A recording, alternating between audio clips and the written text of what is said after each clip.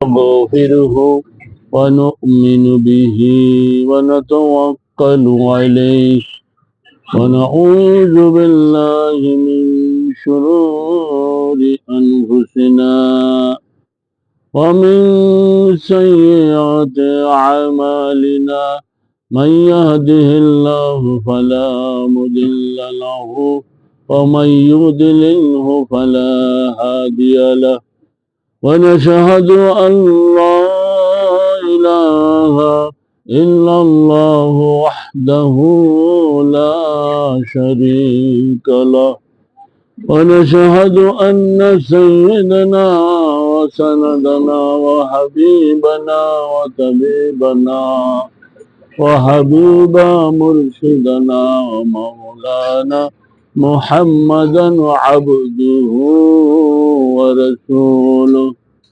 الذي أرسله بالحق بشيرا ونذيرا وداعيا إلى الله بإذنه وسراجا منيرا وقد قال الله تعالى في كلامه المجيد والفرقان الحميد আলহামদুলিল্লাহ। মহান আল্লাহ রাব্বুল আলামিনের দরবারে কলমাতুর শুকর আদায় করি, যেই মহান মাবুদ আমাদের এই কয়েকটি ভাইকে একত্রিত করে মহান আল্লাহ রাব্বুল আলামিনের এবং কোরআন এবং হাদিস শরীফ থেকে কিছু কথা বলার জন্য যে আল্লাহ পাক এখানে আমাদের কয়েকটা ভাইকে একত্রিত করেছেন, এই জন্য আমরা শুকরিয়া আদায় করি, বলি আলহামদুলিল্লাহ।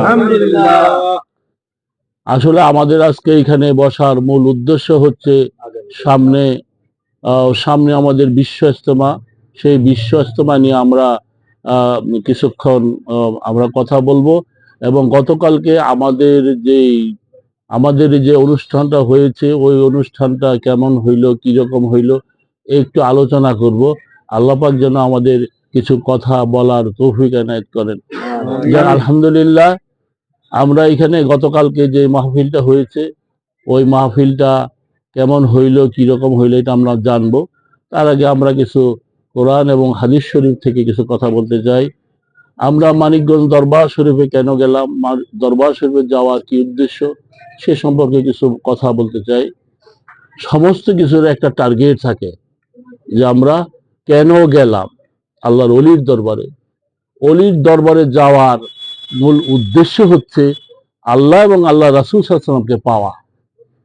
একজন শায়েখ ছাড়া কোনোদিনও একজন আল্লাহর কাছে পৌঁছানো যায় না। এই জন্য রাসূল পাক সাল্লাল্লাহু আলাইহি ওয়াসাল্লাম বলছেন যে একজন মানুষ ধরো, একজন মানুষের কাছে যাও।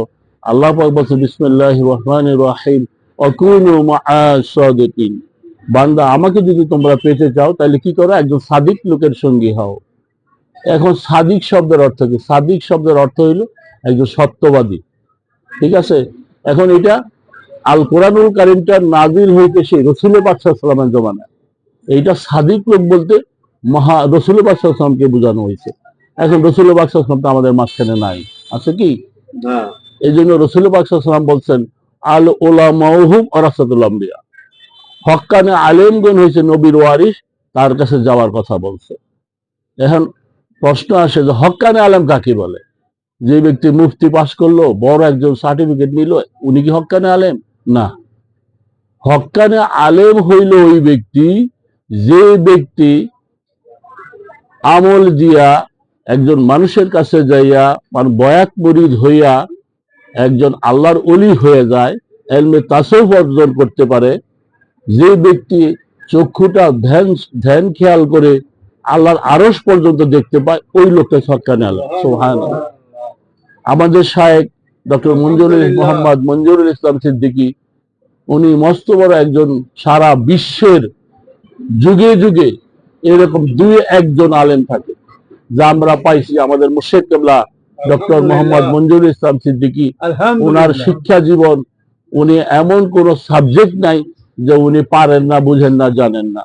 উনি ইকোনমিক্স অনার্স, তারপরে উনি ফিলোসফিতে মাস্টার্স অনার্স, উনি সাহিত্যে আরবি সাহিত্য নিয়ে ডক্টরেট ডিগ্রি করছেন।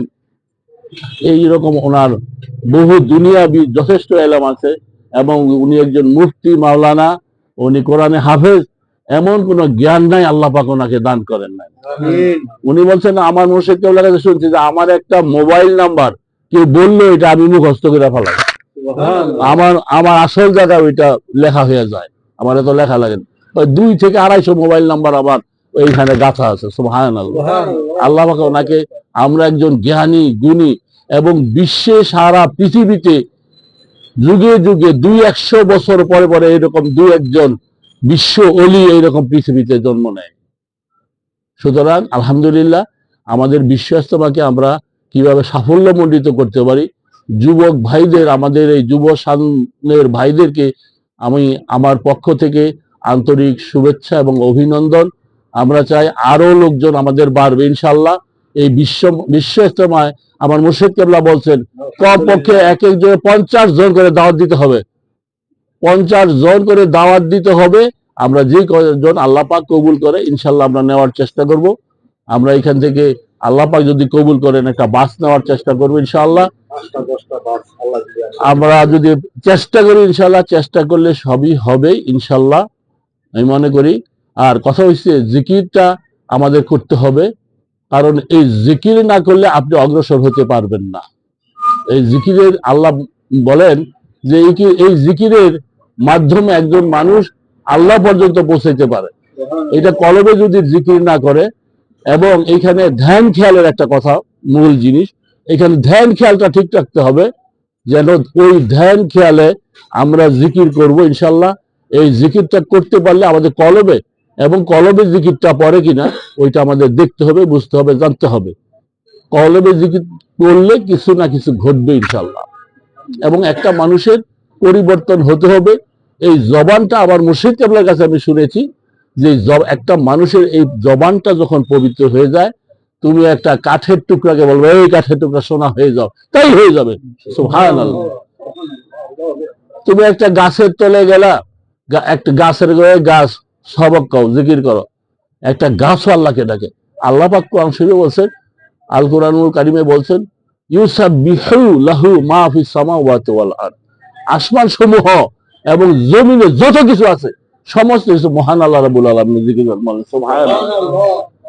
তাইলে ওইটা আমাদের কি করতে হবে, এই রূহটাকে, আত্মাটাকে জাগ্রত করতে হবে। এই জাগ্রত করতে হলে একমাত্র ধ্যান খেয়াল, এবং ধ্যান খেয়াল হিসেবে জিকিরটা করতে হবে।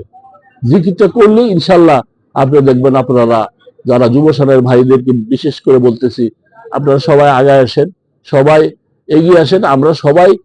আমরা কমপক্ষে 20-50 জন, 100 জন যা পারি ইনশাল্লাহ আমরা দাওয়াতের কাজ করে যাবো, বাকিটা আল্লাহ পাক দেখবে।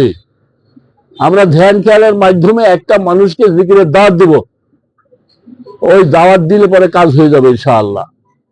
এটা কে বলছে? মুর্শিদ কেবলা। আমি এই সিরাজকে দিতে গেলাম, তখন বলছে যে ধ্যান খেয়াল করে খালি জিকিরের দাওয়াত দেন, বাকিটা আল্লাহ করবে ইনশাআল্লাহ। আমরা দাওয়াতের কাজটা এইভাবে করব, যখন একটা মানুষকে দাওয়াত দিব, ধ্যান খেয়াল করে দাওয়াতটা দিব, আল্লাহর নাম নিয়ে দাওয়াতটা দিব, ইনশাআল্লাহ কাজ হয়ে যাবে। এবং ওই জিকিরটা করতে হবে মূলত সকাল সন্ধ্যায় যে জিকিরটা আমরা করি, এইটা কম করি আর বেশি করি, ধ্যান খেয়াল থাকতে হবে। আর জিকিরটা কলবে পড়তে হবে। আমরা যখন জিকির শিখছি আমাদেরকে বলতে বান্ধবদের বোটা ধরতে, যেমন সুবহানাল্লাহ সুবহানাল্লাহ সুবহানাল্লাহ, এইভাবে জিকিরটা আলহামদুলিল্লাহ আলহামদুলিল্লাহ আল্লাহু আকবার আল্লাহু, এইভাবে কলবে যেন জিকিরটা পড়ে।